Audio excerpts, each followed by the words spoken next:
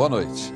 Você sabia que de cada 100 brasileiros, 15 são filhos, netos ou bisnetos de italianos? No Globo Repórter de hoje, 140 anos de migração italiana.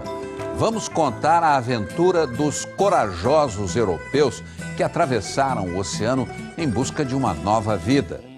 A nossa história mudou com a chegada deles.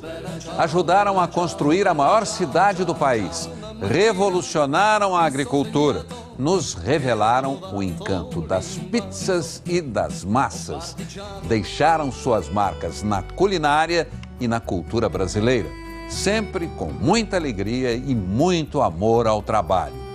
O programa de hoje é uma coprodução com a RBS TV, afiliada gaúcha da Rede Globo. Nos acompanhe nessa viagem mágica por terras brasileiras e italianas. Intensos, exagerados. Saúde! Eles, mais do que ninguém, são assim. A alegria e a felicidade estão na cara dos moradores desse lugar que construíram para chamar de seu. Grazie. Benvenuti à Itália. Na verdade, bem-vindos a esse pedacinho da Itália que fica no Brasil. E começou a ser construído pelos imigrantes italianos há mais de 140 anos. Que chegaram à América como quem chega à Terra Prometida. Vieram em busca de uma vida nova, de esperança e de muita dificuldade. Uma história que envolveu partidas, abandonos, mas envolveu, acima de tudo, coragem. Foi de uma das regiões mais lindas da Itália, de onde partiu grande parte dos imigrantes. Deixaram para trás cidades espetaculares. Mas se tiveram que abandonar esses lugares, levaram na lembrança a certeza de que mesmo na adversidade é possível uma nova vida. E a prova é a própria Veneza, uma cidade que desafiou a geografia e foi construída sobre as águas. Mas nem a imponência da capital do Vêneto impediu que a Itália, da segunda metade do século XIX, mergulhasse numa grande crise. Não havia comida nem trabalho. E era dessa Itália pobre, sem oportunidades, que os imigrantes fugiram. Em navios a vapor, com pouquíssima bagagem, enfrentaram o mar durante 40 dias. Quase metade dos italianos que chegaram ao Brasil veio entre 1886 e 1914. Foram mais de 1,5 milhão de imigrantes.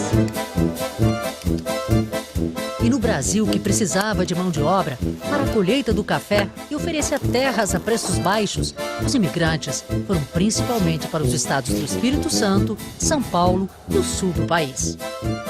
Transformaram dificuldades em riquezas e espalharam suas tradições. Marília, qual foi a importância dos italianos no Brasil? Tem uma estimativa da Embaixada Italiana de 2013 de que tem mais de 30 milhões de descendentes de italianos, é quase 15% da população brasileira. Então, é uma influência espraiada pelo território nacional inteiro. Marília também é descendente de italianos. Ela é diretora do Museu da Imigração de São Paulo, que funciona no prédio construído para servir de hospedaria aos primeiros imigrantes. A avó dela, Maria, também se hospedou aqui há mais de 90 anos. São Paulo tem uma relação afetiva com a imigração italiana, né? Eu acho que tem um apego com isso, gosta de valorizar isso. E claro que isso tem muito a ver com esse desenvolvimento do estado e da cidade.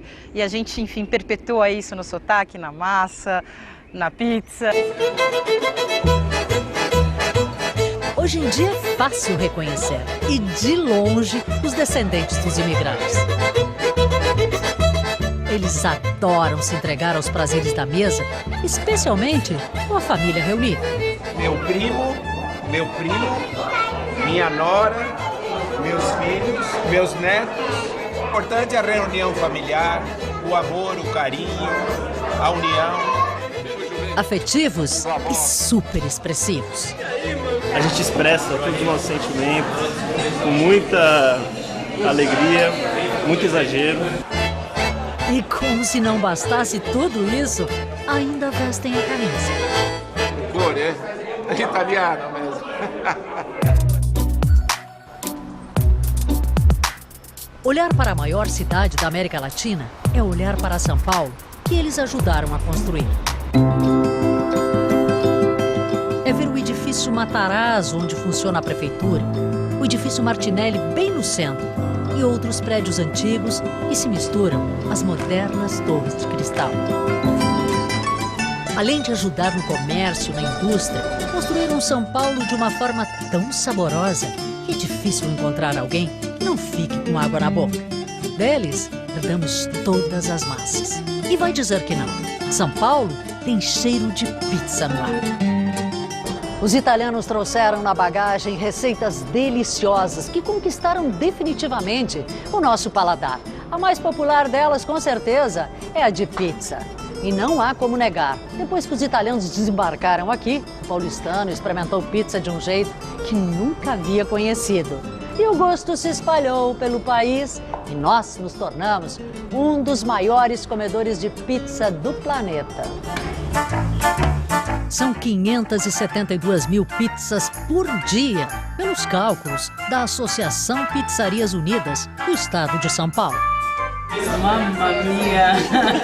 Quando não sabe o que comer, vamos na pizza, porque todo mundo gosta. Por que será que as pessoas são tão loucas por pizza? Eu não sei, mas que é muito boa, é.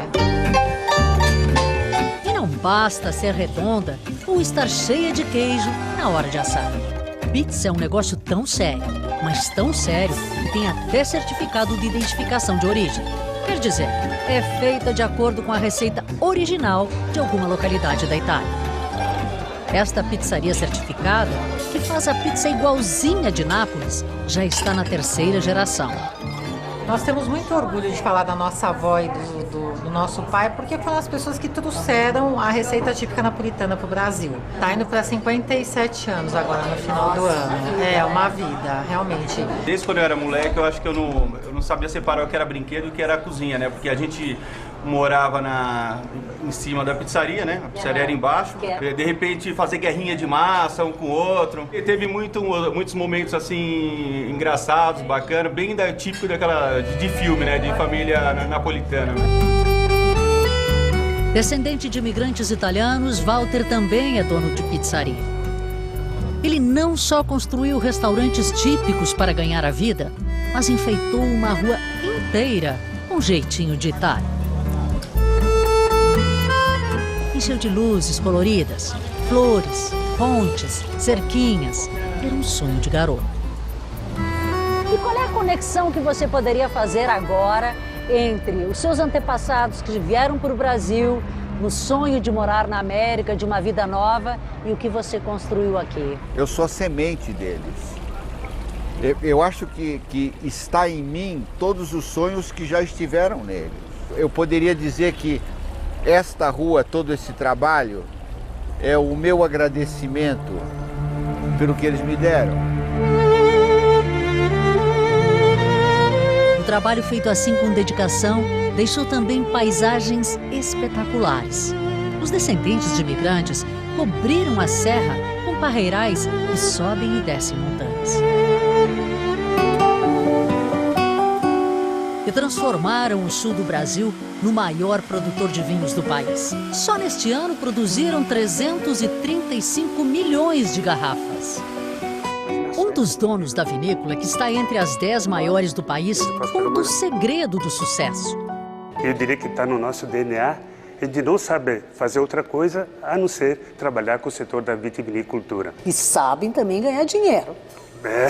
Acho que São cidades ricas, né? Sim, um pouquinho agora, mas se a gente cresceu, se a gente ganhou um pouco de dinheiro, foi realmente por questão, mais uma vez, do nosso trabalho. Motivos para comemorar não faltam. Aqui a gente é convidado a experimentar o vinho, o espumante da região, em lugares como esse, tão lindo, que mais parece um cenário. E os donos das propriedades oferecem, junto com a taça, toda essa alegria italiana.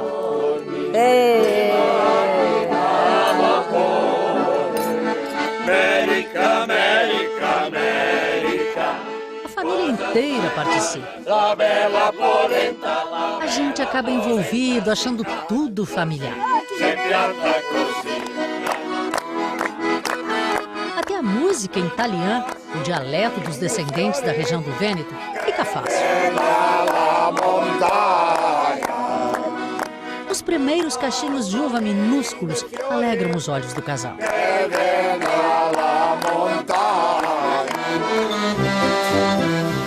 Mas a uva e o vinho vieram depois. O que trouxe a família ao Brasil foi o café. Ayrton conseguiu até cópia do contrato de trabalho feito na Itália pelo antepassado que imigrou. É o contrato que eles vieram para o Brasil para trabalhar numa fazenda de café no Espírito Santo, onde que eles tinham que trabalhar 2 anos para pagar a passagem para vir para cá. E os italianos trouxeram muitas receitas de vida e dos prazeres da vida. Pão assado no forno de barro. Foram os italianos que nos acostumaram a comer pão nas refeições. Assunta passa a manhã sovando a massa e moldando os pães. Lá fora, a paisagem e o tempo lembram muito o lugar de onde vieram seus antepassados, as montanhas do Vêneto. E com o restinho que sobra da massa do pão, as nonas até hoje costumam fazer pãezinhos especiais para as crianças que se chamam colombina. Faz um rolinho, dá um nó e molda a cabeça e o biquinho. Agora a gente bota na palha de milho. Haha, minha colombina! São elas, as colombinas ou pombinhas, a forma mais delicada de apresentar o pão feito em casa para as crianças. Olha que bonitinha. Viu? Assunta adora esse ritual, que tem até uma singela canção. La colombina, la galeale, cole soale, la toca al cielo. Ai, que linda! Pombinha tem asas e com as asas encosta no céu. Ai, que lindo! São gestos repetidos por muitas gerações. Preste atenção nesse olhar, nesses parreirais. Visitar propriedades rurais no interior da Itália é encontrar um jeito de viver bem parecido com os das cidades brasileiras de colonização italiana. É tudo muito familiar. É como se uma lembrança, uma memória herdada dos antepassados fosse revelada. E vamos combinar, né? Olhando para tudo isso aqui, não dá a sensação que a gente está lá, na Serra Gaúcha? Estradas rodeadas por cercas de pedra, parreirais, montanhas encobertas por neblina e nuvens. Quanta semelhança com os lugares habitados pelos italianos no Brasil. É, as paisagens italianas são quase sempre encantadoras. Mas o orgulho é a romântica Veneza. Construída sobre a lama e a água, há séculos desafia todas as probabilidades. No chão da praça, a água mostra sua força. A maré até parece mansa, sobe e desce. Essa é uma das regiões mais visitadas do mundo e é fácil de entender por quê. Olha a beleza que tem a capital do Vêneto. Imponente, como seu símbolo, o leão, que está lá no alto. Veneza é feita de palácios milenares, como este, onde durante séculos viveram governantes que comandaram o Mediterrâneo. O Palazzo Ducali é uma obra-prima da arquitetura gótica. E a Basílica de São Marco, um espetáculo da riqueza que Veneza teve do século XII ao XIV. E olha, vou dizer uma coisa, se perder em Veneza é sensacional, porque cada ruazinha, cada janela, cada prédio tem algum tipo de riqueza guardada, seja arquitetônica, seja de história. Então, é um passeio sensacional.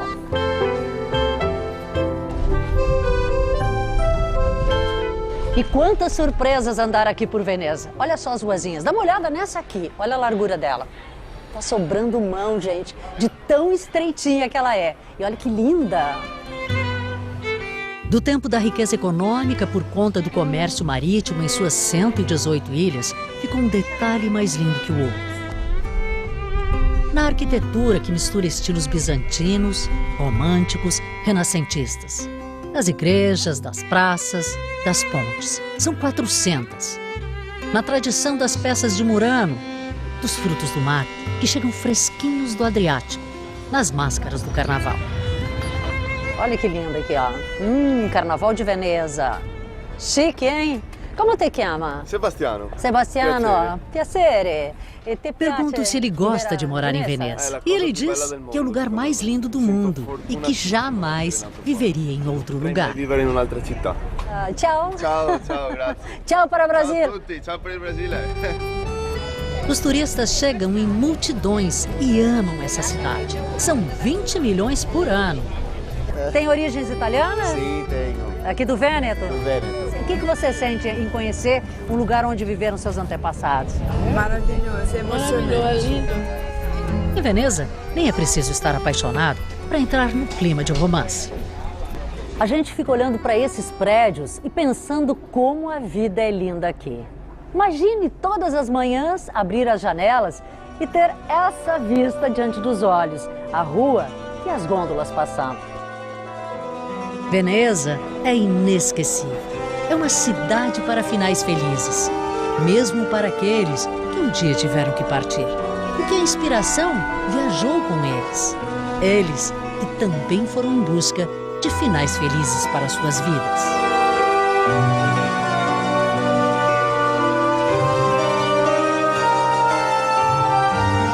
O porto de onde saíram tantas famílias em busca de uma chance na América. E o brasileiro que fez o caminho inverso ao dos pais.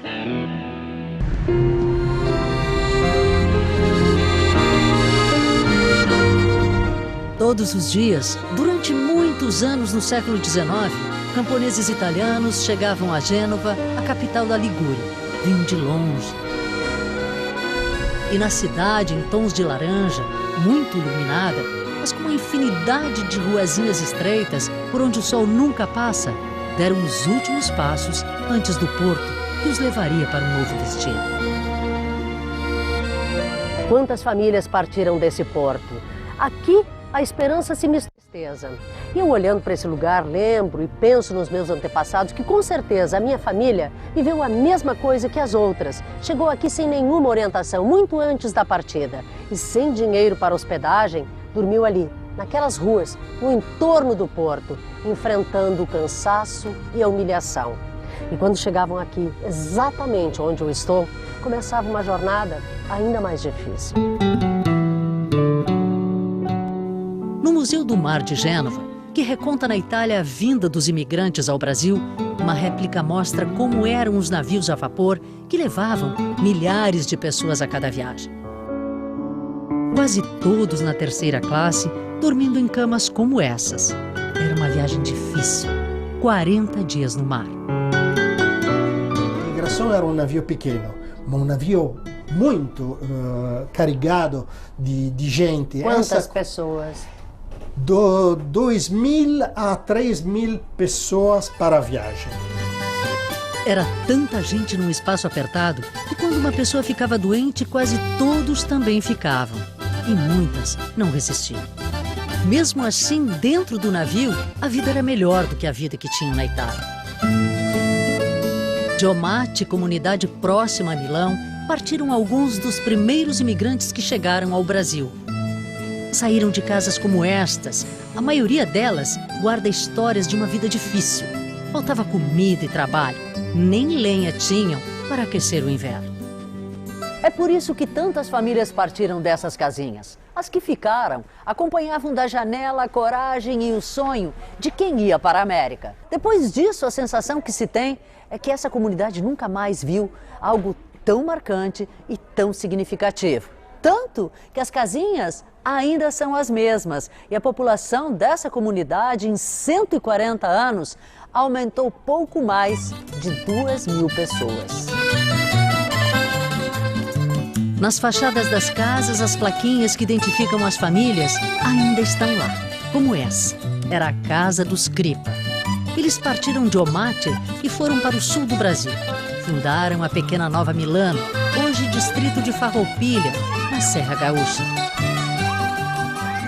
Beatriz mostra a casa construída pelos bisavós italianos. De que ano é essa casa? Ela é de 1884. Os quartos são mantidos arrumadinhos do mesmo jeito. Tudo é muito simples, mas também tudo é muito lindo, como esse quarto quase intocado, como que para preservar a memória do Stefano e da Natalina, dois jovens que embarcaram num vapor na Itália com destino ao Brasil. A Natalina não tem fotos, mas o Stefano está aqui. Olha só que italiano simpático. Como todos os imigrantes, com certeza, os dois viveram momentos bastante difíceis, mas olhando num dos ambientes em que eles viveram, olhando para os detalhes, para a beleza, a gente tem a certeza de que eles é que ajudavam a vida a ser menos rude naquele tempo. Dá só uma olhadinha no enxoval da Natalina. Olha só as maravilhas que ela fazia. Esse guardanapo, na verdade, é um quadro, porque na época não havia quadro, bordado à mão aqui. E tem muitas peças maravilhosas aqui dentro, mas eu quero mostrar uma especialmente, esta aqui. Esta eram as calcinhas da Natalina. Dá uma olhadinha no detalhe, olha só do lado, que graça. Não é linda? Olha só. A vida era bela, mesmo com poucos recursos. No sul do país, as casas construídas pelos imigrantes eram de pedra e madeira. A casa é típica. Embaixo, no porão, ficavam os animais. Em cima, os quartos e a cozinha. Os de Bona fazem questão de manter a família unida e, se possível, reunida, é claro, ao redor da mesa. A casa fica nesse lugar lindo, com uma cascata, copos de leite e horta atrás da casa. Enquanto as irmãs preparam a comida, lá fora os homens da família fazem cestas de vime que serão usadas na próxima colheita de ouro. Aprendeu, né? Aprendeu de quem, seu Anjo? Do meu pai. Venha manhar, que manhar é pronto.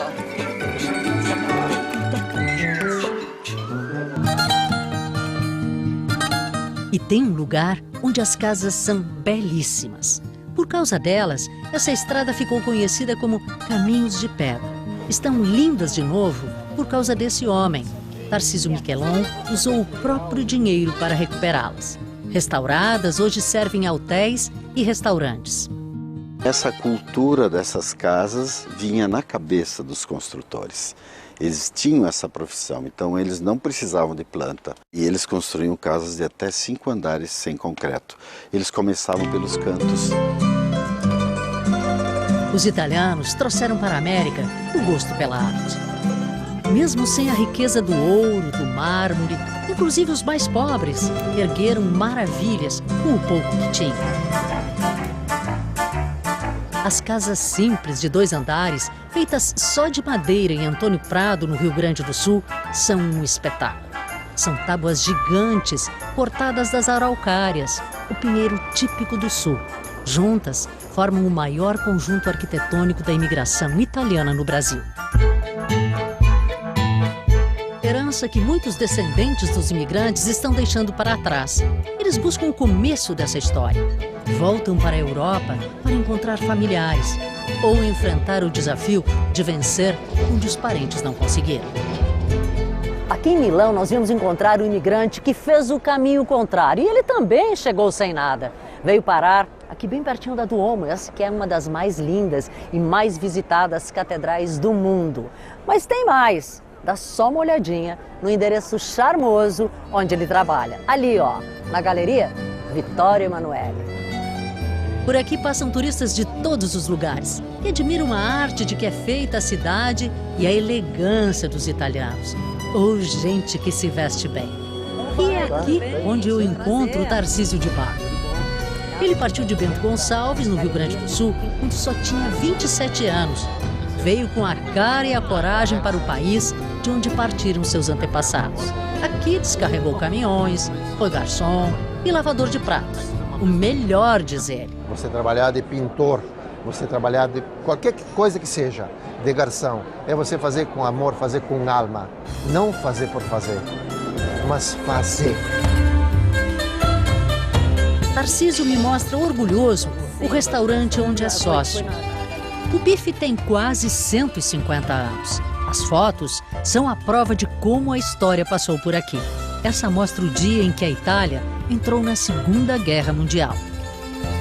Claro que vim até aqui para descobrir como conseguiu tanto sucesso e por que motivo mesmo foi movido. Eu penso que dentro de todos nós, de todas as pessoas, nós temos um sonho. Então, me deu essa vontade de vir, de desbravar, de começar, de desafiar eu mesmo, de provar fazer o que os meus antepassados fizeram. Provar a vida, enfrentar a vida. E você é feliz? Eu diria que eu sou a pessoa mais feliz que existe.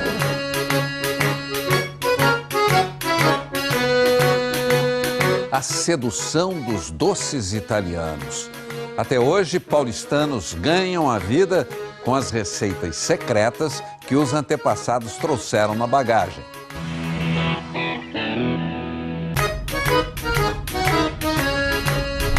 Seguimos viagem com destino à província de Vicenza, numa das regiões mais ricas do norte da Itália. Na busca pelas origens da imigração italiana, nós viemos parar em Valstanha. Uma cidadezinha tão pequenininha, tão linda que é um encanto. E ela fica dentro de uma paisagem grandiosa, rodeada por montanhas e cortada por um rio. Aliás, o barulho da água é o que mais quebra o silêncio por aqui. A brasileira Carla Fontana chegou aqui quando tentava encontrar as origens de parte da família. Foi daqui que, em 1878, partiram os Matana. Seu bisavô materno ainda era pequeno. Hoje fomos encontrar os parentes de Carla e ela levou o irmão e a mãe brasileira para conhecê-los. Os primos Cristina e Filippone moram nessa casa cheia de janelinhas. É do tempo da imigração.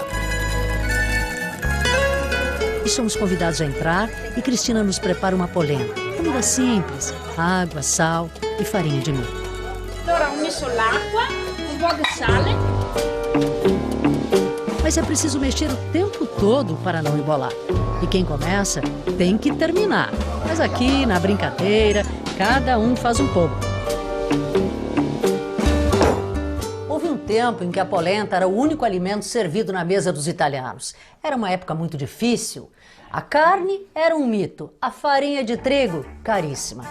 Hoje a polenta faz parte até de cardápios bem refinados. Mas o mais bacana é que ela se mantém como tradição, inclusive cortada com o barbante, como antigamente. A família dos Matana aqui é bem pequena, só tem 6 pessoas com esse sobrenome. Em compensação, lá no Brasil, em Flores da Cunha, no Rio Grande do Sul, Carla já perdeu a conta de tantos parentes que tem. E nessa paisagem, com hortinha e parreiral no quintal, Carla conta o que sentiu quando chegou. Foi uma sensação de voltar para casa, de ter encontrado o lugar de onde a gente saiu. Não é estranho estar aqui, é uma coisa natural. Sou contenta porque habito com a minha A Cristina diz que adora viver aqui, junto com a família, e que é sempre um prazer receber a visita da Carla e de todos nós. Eles daqui dizem sempre que gostariam de ir lá para ver, o que é para trazer eles para cá, para encher de Matana aqui, porque não tem mais ninguém. Não vai ter lugar. Não vai ter lugar. Antes de nos despedirmos, damos mais uma espiadinha em Valstanha, com seus caminhos cheios de surpresas. Num deles, encontramos a francesa Daniela Cavalli. Ela, como a Carla, também veio atrás das origens. Me conta que o pai nasceu aqui, mas teve que fugir durante a Segunda Guerra e nunca mais voltou. Ela, assim que se aposentou, numa homenagem ao pai, escolheu passar aqui o resto de sua vida. Para todos os dias, saudar as montanhas que eram dele. Salutar le sue montagne. E ela está vivendo muito bem, olha aqui, ó, foi colher verbena para fazer chá, as florzinhas para botar no vaso e vive aqui, nesse lugar espetacular. Olha só que lindo! Seguimos viagem acompanhando Carla. A cerca de 1 hora fica a bela e rica cidade de Vicenza. Aqui é onde há quase 2 anos ela mora e estuda gastronomia. Carla me mostra com muita intimidade essa cidade cheia de palácios com mais de 500 anos e rodeada por uma linda muralha. É linda a Itália e essas cidadezinhas históricas encantam sempre. Mas tem também isso da raiz ter saído daqui. Eu consigo reconhecer às vezes coisas que tem lá no Brasil, que eu entendo de onde vieram só porque eu estou aqui e estou vendo agora. Eu me sinto um pouco protegida e me sinto vivendo num tempo passado. Este homem é um guardador de histórias. Com as lembranças do que os avós contaram, ele construiu uma vila no interior de Garibaldi, na Serra do Rio Grande do Sul. Tão perfeita que até parece habitada. Entrar nessa vila é voltar ao passado. Tem uma casa com armazém com louças, peças de tecidos e todo tipo de utensílios usados no início da colonização. Luiz Fitarelli, o dono da vila, guarda as lembranças que buscou e ainda busca nas famílias de origem italiana. Tem a igreja e, ao redor dela, cruzes de ferro que lembram os cemitérios.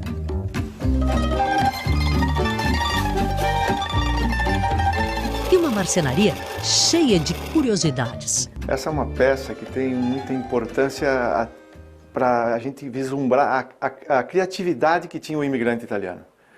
Pegar um tronco de pinheiro centenário, multicentenário, e fazer dele um local para guardar o milho, para guardar a farinha, para guardar os mantimentos.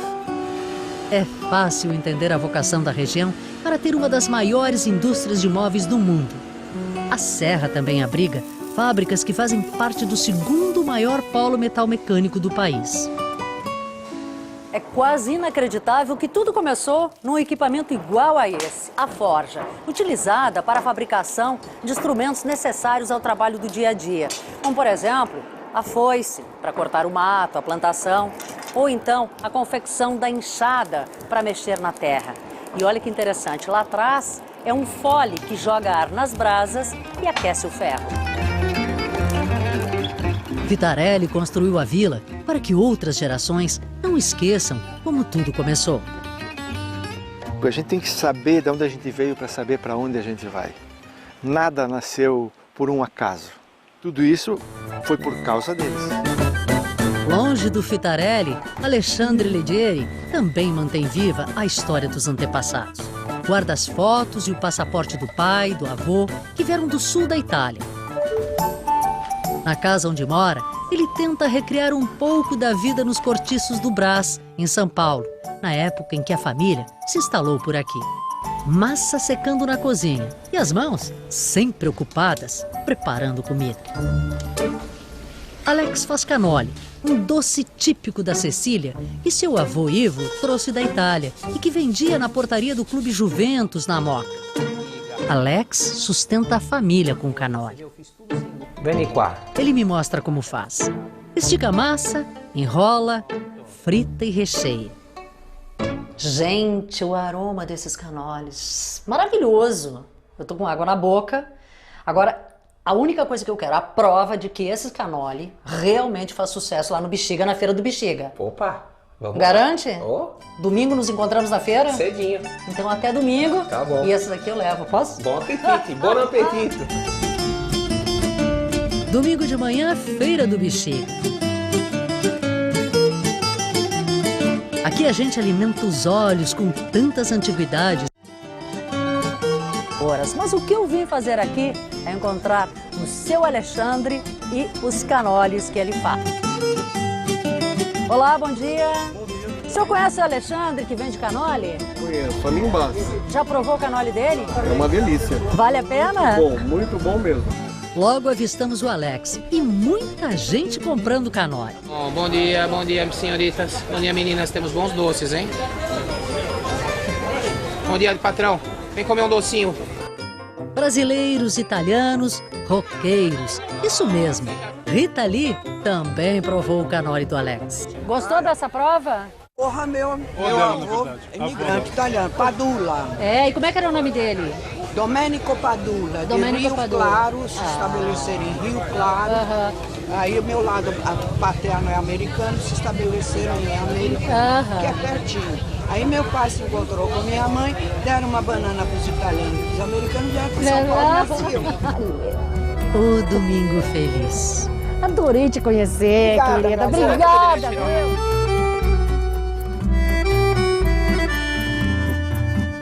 Trabalho, persistência e sabedoria. A herança que os migrantes italianos deixaram para os filhos e netos brasileiros.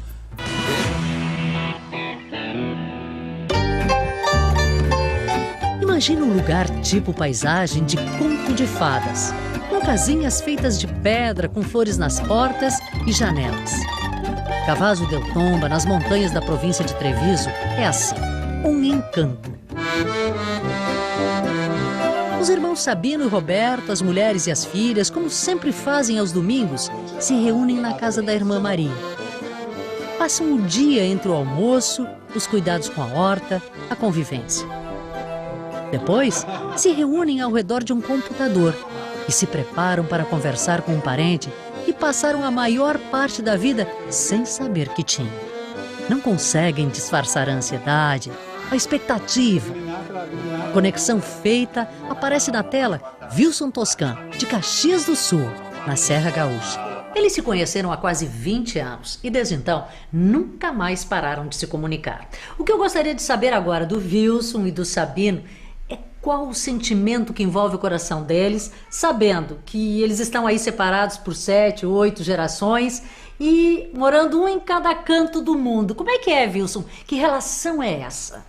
Eu busquei durante muitos anos uma forma de encontrar a origem da minha família. Deve existir algum local na Itália onde a família Toscan saiu e veio para o Brasil. Eu tenho que descobrir isso. A nossa relação é muito forte, ainda mais se você pensar na distância entre o Brasil e a Itália. E é algo muito precioso para o Wilson. É emoção porque a gente tem uma ligação muito grande, é de sangue, tanto que hoje nós nos chamamos de irmãos. Depois de se despedirem, Sabino me leva até a casa dos antepassados do Wilson. Pouco mudou por aqui desde que partiram. Sabino conta que a casa é muito antiga, com cerca de 300 anos. Aliás, as poucas casas daqui são todas da mesma época. Certamente, antes de partirem para o Brasil, os Toscan beberam desta água, uma fonte construída em 1500. Imagine só, mesmo ano do descobrimento do Brasil. Na vila todos se conhecem. Na rua encontramos descendentes dos camponeses que decidiram não migrar para a América. Um deles é parente distante dos Toscan, tem 92 anos. Curioso, pediu para provar meu chimarrão, porque disse que já viu até o Papa tomando. Buono? Sì, buono.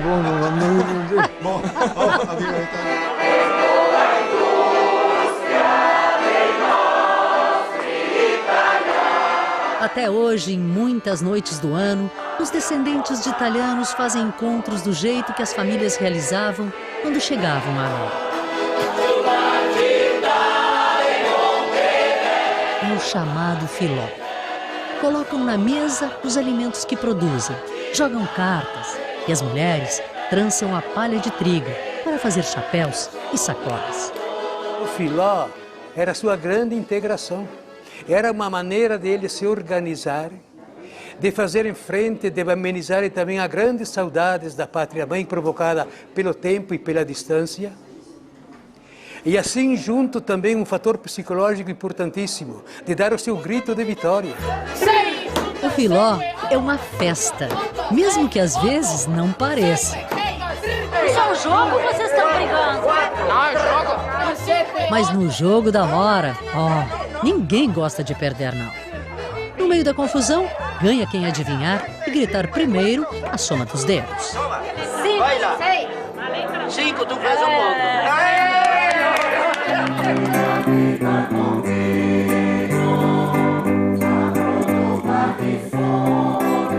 Para terminar, homens e mulheres cantam os primeiros personagens dessa história que herdaram e que eles continuam a construir. E fique agora com mais um episódio da série Lista Negra. Um ótimo fim de semana e até a próxima sexta.